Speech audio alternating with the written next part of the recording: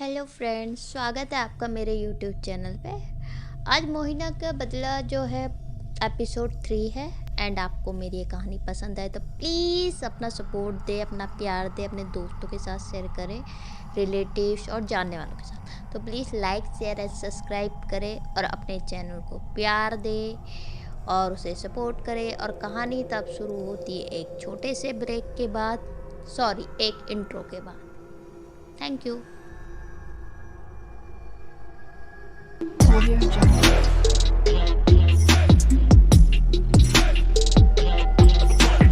Audio Jungle. और आप पान के शौकीन भी नहीं दिखते, क्योंकि यहाँ से 8 किलोमीटर तक कोई और पान की दुकान नहीं है और आप पहले कभी पान लेने यहाँ आए नहीं। उसने तपाक से दूसरा सवाल दाग दिया। आपकी बात सही है। मैं इधर से गुजर रहा था तो सोचा क्यों ना पान का लुत्फ़ लिया जाए। क्यों, जो पान नहीं खाते उनको पान देना जुर्म है क्या? इस बार मैंने प्रश्न कर दिया। नहीं नहीं मालिक, मेरे कहने का ये मतलब नहीं था। मैं तो बस यूं ही जानकारी के लिए कह रहा था, पान वाले ने उत्तर दिया और ठहाके मारकर हंसने लगा। अब माहौल थोड़ा थोड़ा दोस्ताना हो चला था और उसकी इस ठहाकों में मैंने भी साथ दिया। मैंने कहा, भाई आपसे एक जानकारी चाहिए थी। बोले साहब, हम तो इसलिए ही यहाँ बैठे हैं।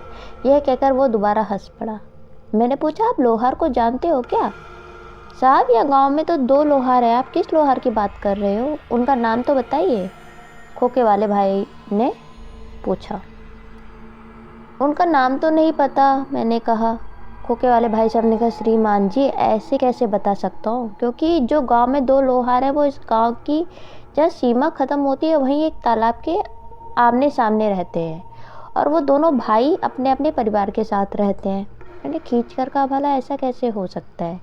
उसने तो मुझे कहा था कि इस गांव में बस एक ही लोहार रहता है जो इस मस्जिद के सामने रहता है, और हाँ, उनकी एक बेटी है जो बेहद खूबसूरत है, जिसकी उम्र करीब 17-18 साल की रही होगी, और हाँ, उसका नाम मोहिना है। मेरे सारे प्रश्नों का जवाब वो बेबाकी से दे रहा था, लेकिन मोहिना का नाम लेते ही वो झेप सा गया और अपनी नज़रें चुराने का प्रयास करने लगा।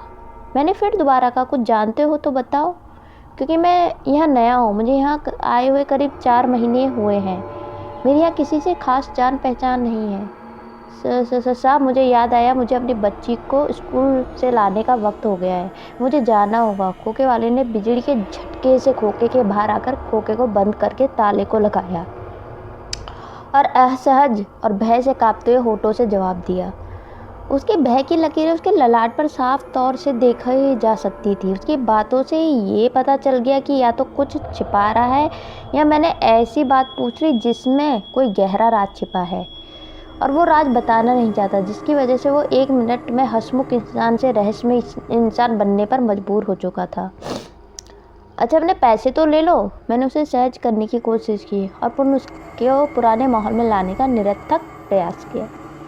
निरर्थक इसलिए क्योंकि वह हाँ कर वहाँ से निकल जाने का उसने सफल प्रयास किया और ये कहने लगा, साहब आप तो पड़ोस गांव के ही हो, फिर कभी दे देना, मुझे देर हो रही है, बच्ची छोटी है, वक्त से नहीं गया तो।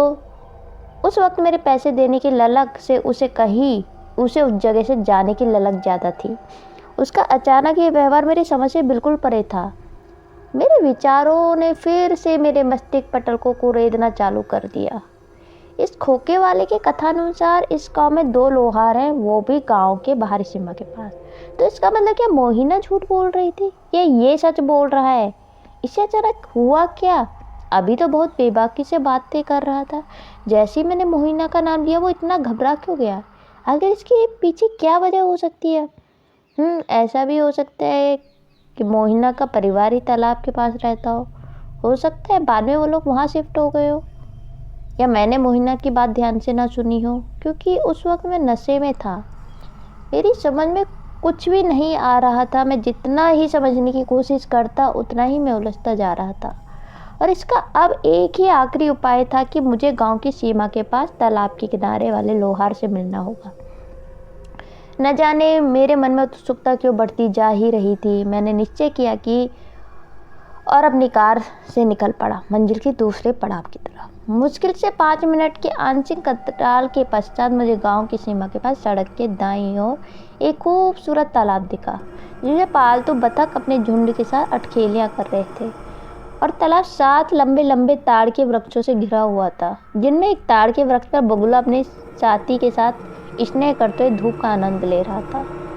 यह प्रकृति का दृश्य बड़ा ही मनमोहक और दिल को छू लेने वाला था। तालाब के बगल में ही मुझे लोहे की काफ़ी सारा सामान, जैसे लोहे के आधे बने हुए गेट, लोहे के टुकड़े तथा कुछ सामान बिखरा दिखा, जो इस बात को बल प्रदान कर रहा था कि हो ना हो ये लोहार का ही घर है। तालाब की दूसरी तरफ अच्छी खासी जगह थी जो कि खाली पड़ी थी। शायद लोहे के काम को ख़त्म करने के बाद तैयार सामान यहाँ रखते हो। मेरे लिए खाली जगह कार पार्किंग के लिए उपयुक्त जगह लगी। मैंने गाड़ी वहीं खड़ी कर दी। सड़कें आमने सामने घर होने के कारण वहाँ सड़क संकरी थी और ऐसे में वहाँ गाड़ी खड़ी करना ट्रैफिक के लिए चिंता का सबब बन सकता था, इसलिए मैंने उस खाली क्षेत्र में गाड़ी वहीं खड़ी कर दी। मैंने अपने कदम तालाब के समीप वाले घर की तरफ बढ़ा दिए और मन ही मन सोचकर इस बात का डर भी था कि कहीं ये भी मोहिना की जानकारी ना दे पाए तो मुझे क्या करना होगा। इसी उधेड़-बुन में मैं उस दरवाजे के सामने पहुंचा। दरवाज़ा अंदर से बंद था। मैंने दरवाजे को जैसे खटखटाया, अंदर से एक बहुत ही सुरीली आवाज़ आई, कौन है बाहर? ज़रा सब्र कीजिए, आते हैं। ये मनमोहक आवाज़ जैसे ही मेरे कानों पर पड़ी, मेरी मुस्कान अपने आप खिल गई और ऐसा एहसास हुआ जैसे कि ये मधुर आवाज़ पहले भी कहीं सुनी हुई है। अरे हाँ, ये तो मोहिना की आवाज़ लग रही है। मैं मन में प्रफुल्लित हो उठा कि चलो अंत मोहिना से मुलाकात ही हो जाएगी। मैं बहुत प्रसन्न हो गया। मुझे लगा कि पिछले 2-3 दिनों की सारी उलझनें और जिस परेशानी को झेल रहा था उसका अंत होने को है। बस कुछ क्षण ही शेष हैं।